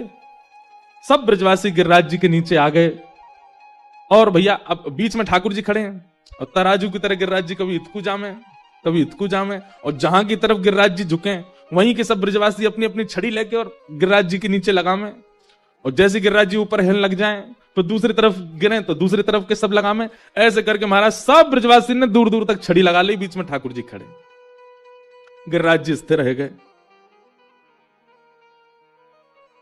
ब्रजवासी बोले, लाला हम सबन ने अपनी छड़ी लगा ली है, तू अपनी उंगली नीचे कर ले अब। ठाकुर जी बोले, चटनी बन जाओगे सबरे अगर मैंने उंगली नीचे कर ली तो। 21 किलोमीटर चौड़ा पर्वत है, और गर्ग संहिता में तो वर्णन है कि गिरिराज जी का जो शिखर है वो शिखर भी इतना ऊंचा है कि बादलों में ढका रहता है। हर तिल भर रोज पृथ्वी में जा रहे हैं ना गिरिराज जी, तिल भर रोज पृथ्वी के भीतर प्रवेश कर रहे हैं। जय हो गिरिराज बाबा ने कथा सुना दे हम, मैया सुवाए दो इनको, नहीं तो इन्हीं की कथा चलेगी, व्यासपीठ पे और बैठा दिया आपने। तो हम क्या कह रहे थे, हाँ चटनी बन जाओगे सबरे। ब्रजवासी सब बोले, हैं रे लाला तू यूं सोच रहा दिखे कि तेने अपनी उंगली पे उठा लिए जे। ठाकुर जी बोले, तो क्या सोचूं मैं। बोले, हमारी छड़ी पर टिक रहे हैं गिरिराज जी, हम सब ने ऐसे मोटे मोटे बांस के डंडा लगा रखे हैं, तू अपनी उंगली नीचे कर ले, ज्यादा इतराए मत हमारे आगे। हमें लगा खड़ो है ऐसे कि जैसे यही ना उठा रखे हैं का। ठाकुर जी बोले, भैया मान जाओ, मेरी उंगली पे टिक रहे हैं ये। लाला तू नीचे कर ले अपना हाथ, हमने छड़ी लगा रखी है। ठाकुर जी बोले, ठीक है तो फिर संभालो भैया, गिरिराज जी मैं हटा रहा हूं अपना हाथ। बोला, हाँ हटा ले। जैसे ठाकुर जी ने नेक उंगली नीचे करी, महाराज गड़गड़ करके गिरिराज जी नीचे आने लगे, सबन की छड़ी चट चट चट चट, सब की छड़ियां टूट गई दूर दूर तक, सब ब्रजवासी नीचे झुक गए, लाला बचा बचा बचा। ठाकुर जी ने फिर से उंगली लगाई और फिर से गिरिराज जी धारण हो गए। अब तो दूर दूर तक एक भी छड़ी नहीं है। अब सब ब्रजवासी अपनी टूटी हुई छड़ी ने देखें और फिर लाला देखें, लाला जी सांची में तेरी उंगली पे टिक रहे हैं। ठाकुर जी बोले, हम बे मेरी उंगली पे टिक रहे हैं। लाला जी इतनो भारी, इतनो बड़ो, इतनो विशाल गिरिराज पर्वत, नेक से हमारो लाला बाकी नेक से उंगरिया पे कैसे आगो। ठाकुर जी बोले, हम जय जय हैं। कौन है? हम जय जय हैं। चलो सबरे प्रणाम करो चरणन में, हम जय जय हैं, भगवान है। बचपन से देखो हम सब काम बताते आए, सवंत कहते आए कि हम जय जय, कोई ना नहीं मानी। देखो मैंने गिरिराज जी उठा लिए, मैं जय जय हूं। ब्रजवासी सब बोले, अरे लाला ऐसा कहा काम किया जो तू जय जय। ठाकुर जी खड़े खड़े बोल रहे, पूतना मारी, अघासुर मारो, धेनुकासुर मारो, कालिया नाग मारो, सबरे राक्षस मैंने मारे, और आज देखो इतना बड़ा गिरिराज पर्वत उठा लियो जी, कोई मानव कर सके।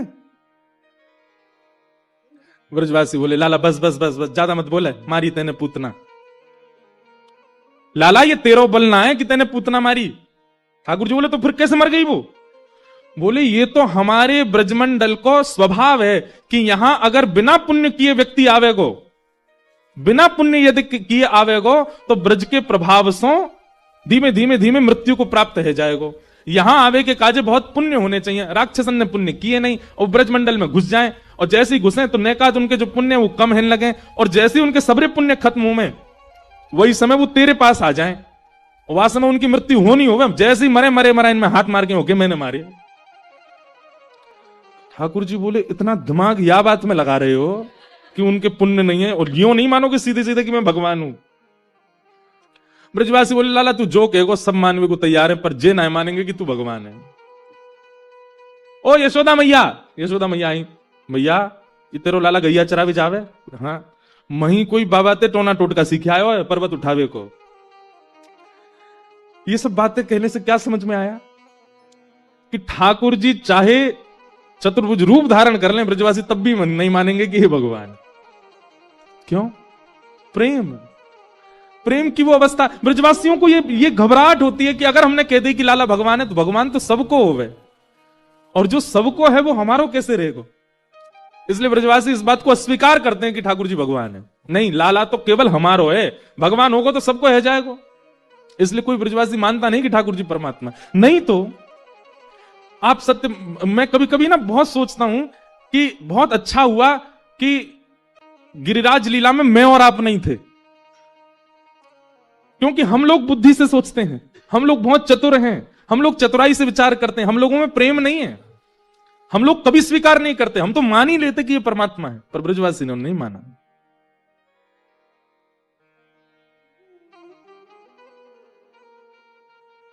ये ब्रजवासियों का स्वभाव आज भी है। पहले दूसरे दिन मुझे कौन आप में से कोई बता रहे थे कि 84 को उस परिक्रमा लगी, पूज्य भाई श्री भी थे साथ में, तो कहीं मथुरा में कहीं गए तो कोई ब्रजवासी ठंडाई बना रहा था, तो वहां से सबने पूछी भैया ये ठंडाई कैसी तुम्हारी। भाई श्री वहीं खड़े हैं, उसको पता नहीं कि भाई श्री यहां खड़े हैं। वो बोलो एक व्यास जी आए गुजरात के, कथा भूल गए आके मंच पे, मैंने ठंडाई पे भाई सुई कथा याद आ गई उनको। भाई श्री वहीं खड़े, तो भाई जी खूब जोर से ऐसे बोले भैया ये ब्रजवासी हैं। ब्रजवासी, इनको ये स्वभाव आज भी है। हम कथा करते हैं कभी ब्रज में, तो अब भाई व्यास मंच पे कुछ नियम कानून है, उन भाव से बैठते हैं। अब कोई ब्रजवासी आ जाए, अब बीच कथा में कोई आवे या मंच पे चढ़े, तो भूल जाता हूं मैं कथा, तो हमारे कथा के पहले आ जाओ, बाद में आ जाओ, मना ही किसकी नहीं, बीच में मत आओ। अब बीच में कोई ब्रजवासी आ जाए और सीधे माला लेके मंच पे बैठ जाओ, तो नीचे से बोलेंगे बन्नो है बड़ो व्यास, या तो पहन ले नहीं तो यहीं तो फेंक के जा रहे हैं हम। अरे मैंने किया, आओ भैया आओ पहना जाओ। तो ये ब्रजवासी किसी को श्रेष्ठ नहीं मानते। क्यों? श्रेष्ठ किसी को मानना भी एक प्रकार का संसारी स्वभाव है। आप किसी को श्रेष्ठ मानते हैं, किसी को श्रेष्ठ मान करके फिर उसके पास उससे प्रेम व्यक्त करने जाते हैं, यह संसारी स्वभाव है।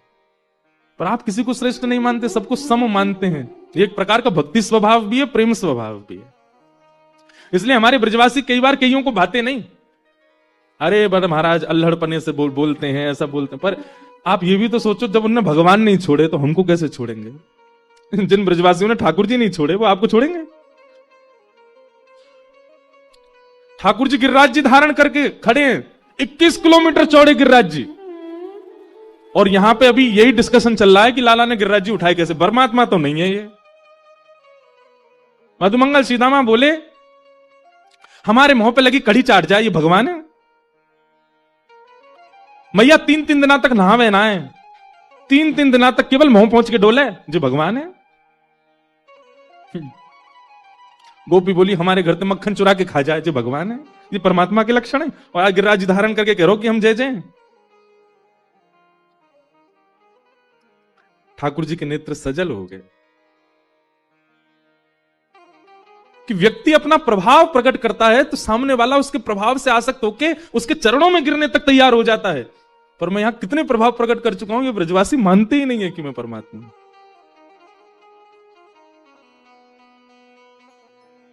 कैसा प्रेम है ब्रजवासियों का। इसलिए ठाकुर जी गिरिराज उत्सव के बाद एक सौगंधी शिला है हमारे ब्रज में, वहां जाकर के कहते हैं 33 कोटि देवताओं को साक्षी मान करके, पूरे ब्रह्मांड को साक्षी मान करके मैं कहता हूं, मुझे नंद बाबा की सौगंध है कि मैं ब्रजवासियों को कभी नहीं बिसार सकता। ये स्वरूप कौन है बताओ? श्री जगन्नाथ जी। ऐसा स्वरूप क्यों है इनका? इनके हाथ कहां हैं? इनके चरण कहां हैं? इनका मुखमंडल कहां है? जिन ठाकुर जी का बरहा पीड़म नटवर वपुः कर्णयो कर्णकारम, इतना सुंदर वर्णन किया गया है रूप का, वो जगन्नाथपुरी में जाके देखो आप। हाथ नहीं है, पांव नहीं है, कान नहीं है, मुखमंडल नहीं है, गाल नहीं है। क्यों? शास्त्रों में प्रेम की 10 अवस्थाएं बताई गई, 10 स्टेप हैं प्रेम के। हम आप सब लोग तो उस अवस्था, वो सीढ़ियों से बहुत दूर हैं। प्रेम प्रेम प्रेम की छिटकार भी नहीं है हमारे ऊपर। ब्रजवासियों की याद में श्री कृष्ण जब 10वीं अवस्था पार कर गए, तो प्रेम का स्वरूप होता है कि 10वीं अवस्था पार करते ही व्यक्ति का अंग पिघलने लग जाता है।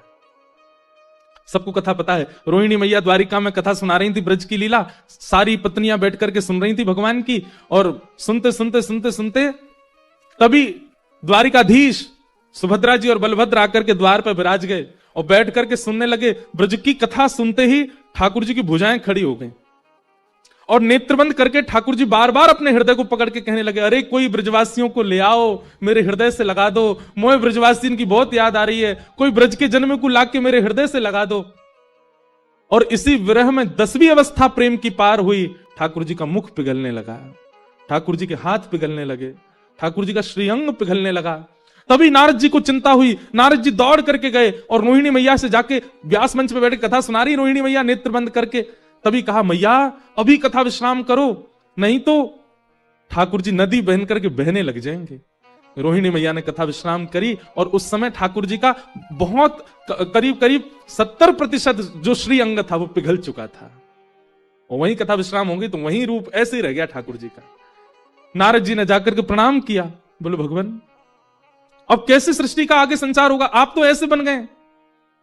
ठाकुर जी बोले, नारद पूरे विश्व को पता चलना चाहिए कि मैं ब्रज से कितना प्रेम करता हूं, इसलिए मेरा यही स्वरूप उड़ीसा के श्री जगन्नाथ मंदिर में विराजमान होगा और कलयुग का प्रधान देव मुझे ही माना जाएगा, ताकि पूरे विश्व को मैं बता सकूं।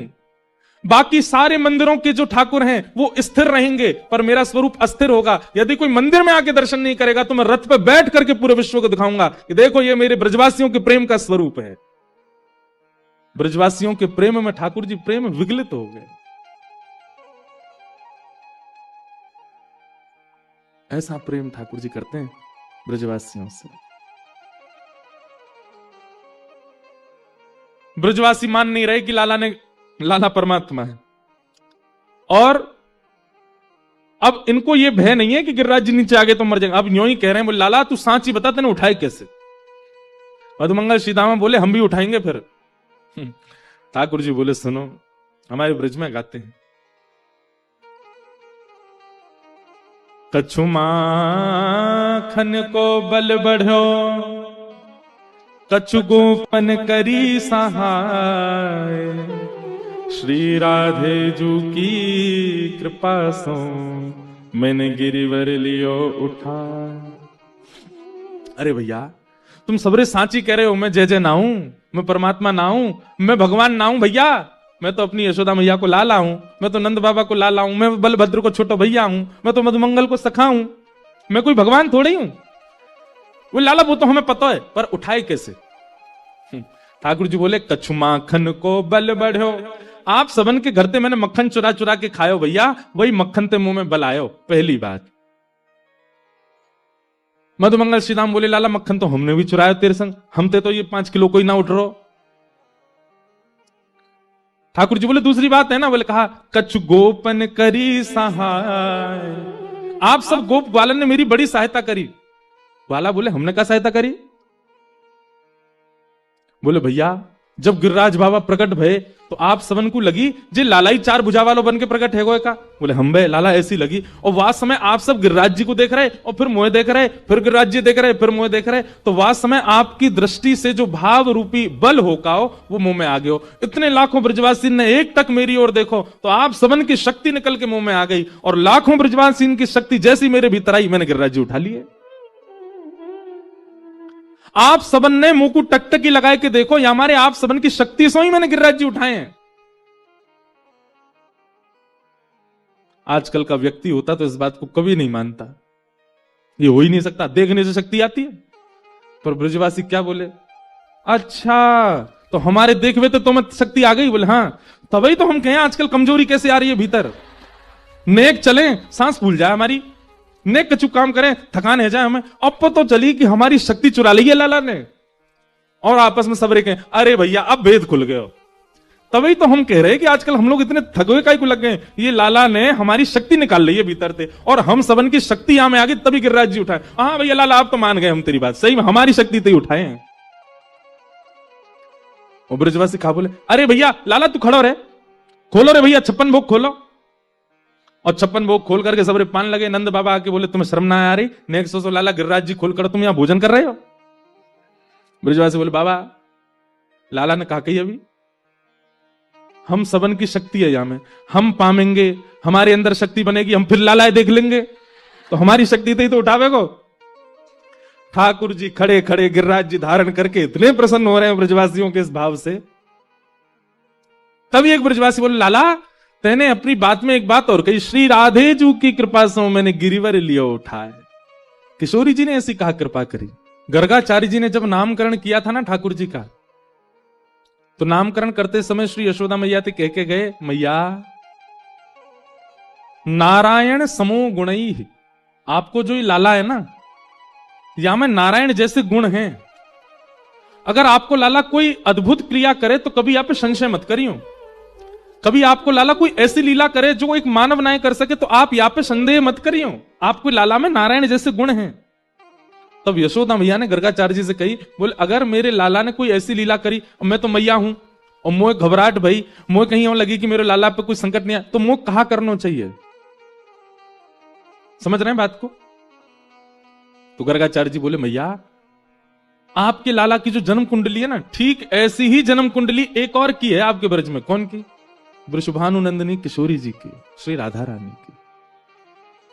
बोले मैया बिल्कुल ऐसी कुंडली है, ऐसा लगा कि बस ये पुरुष है वो स्त्री है, नहीं तो दोनों बिल्कुल एक जैसे ही हैं, कोई कमी नहीं है।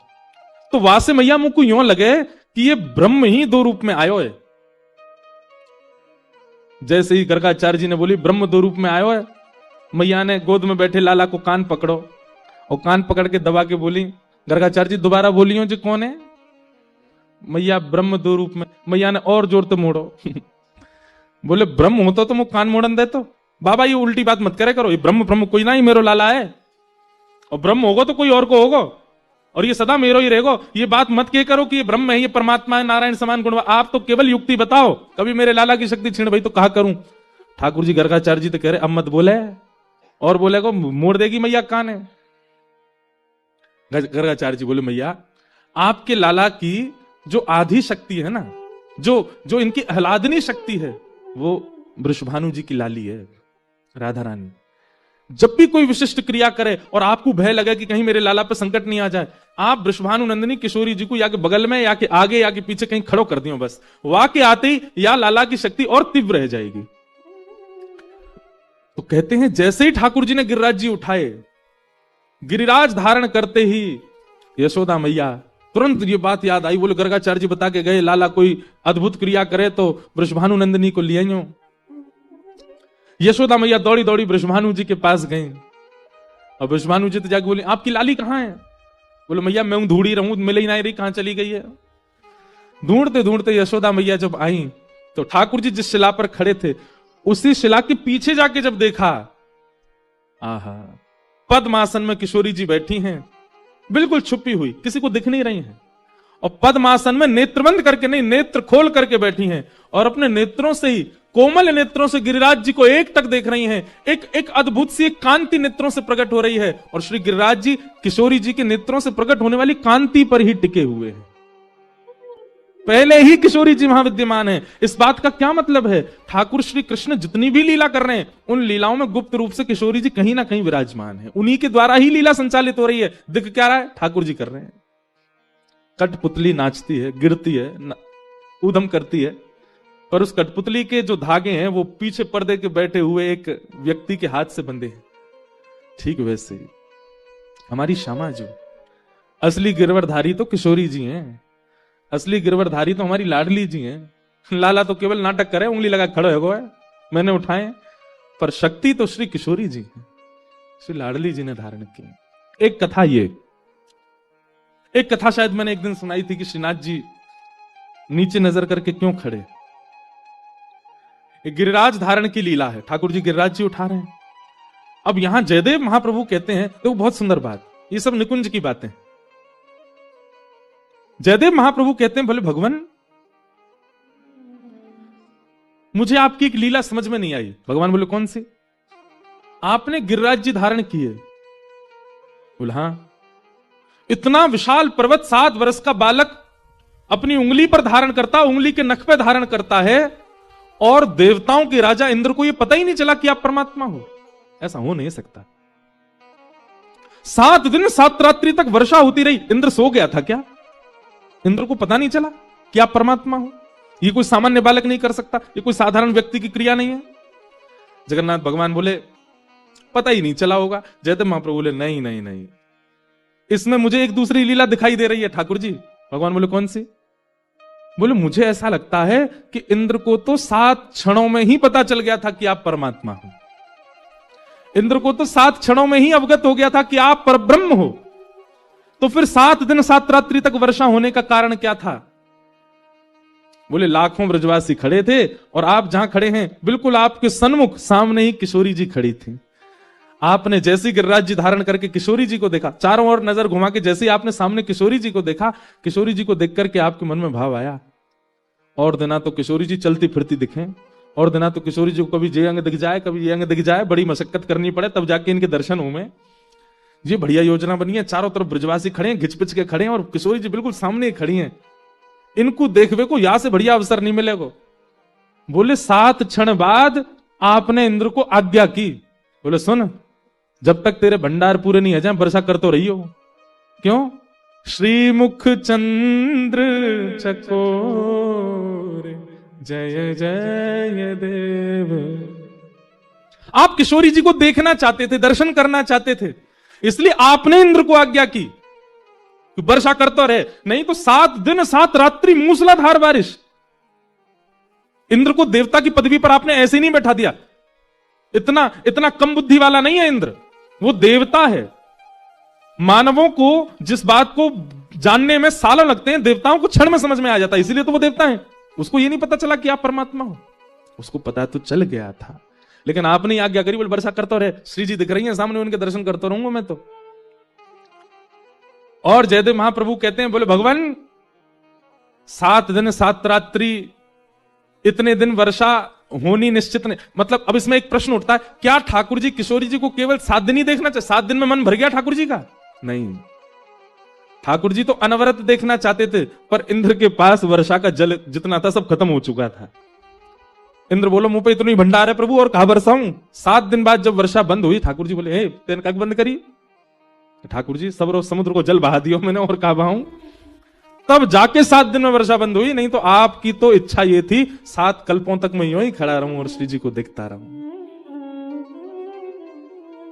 इसीलिए जयदेव महाप्रभु की इस पंक्ति को जय जगदीश हरे ना करके जय जय देव हरे जगन्नाथ जी ने किया। मानो जयदेव महाप्रभु से ठाकुर जी बोले तुम मेरे इस रहस्य को पहचान गए, यही वास्तविकता है। मैं श्री जी को देखने के काजी 7 दिन तक ऐसे ही खड़े रहे हो। तो ये जो श्रीनाथ जी है ना, हमारे गिरधर लाल जी, हर व्यक्ति के चित्र होते हैं ना, चित्रों को देख करके हम क्या कहते हैं? ये तब का चित्र है जब मैं 7 साल का था, ये तब का चित्र है जब मैं पहली बार कॉलेज गया था, ये मेरी ब्याह का चित्र है, ये मेरे उसका चित्र है। पर ये जो ठाकुर जी का चित्र है, ये किशोरी जी को निहारते हुए ठाकुर जी का चित्र है। किशोरी जी को देख रहे हैं लाल जी। इसलिए सबको ठाकुर जी के कई रूप प्रिय हों, पर श्री जी को तो यही रूप प्रिय है ठाकुर जी का।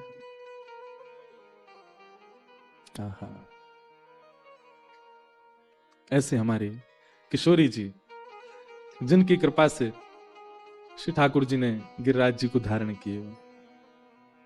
तो इस प्रकार ठाकुर जी ने गिरिराज जी धारण किए, और 7 दिन। अब यहां गर्ग संहिता की कथा ऐसी आती है कि श्री ठाकुर जी ने जैसे गिरिराज जी पधराए तो सब ब्रजवासी बोले यशोदा मैया, नंद बाबा, एक तो तुम्हारो लाला इतनो बलवान, वो तो एक अन्नी उंगली पे गिरिराज जी धारण करे, पर वृषभानु जी और कीर्ति मैया तुम्हारी लाला तो वातु बल, तुम्हारी लाली तो वातु बलवान, वो तो आंखन पे ही धारण कर ले। बोले कहा करें?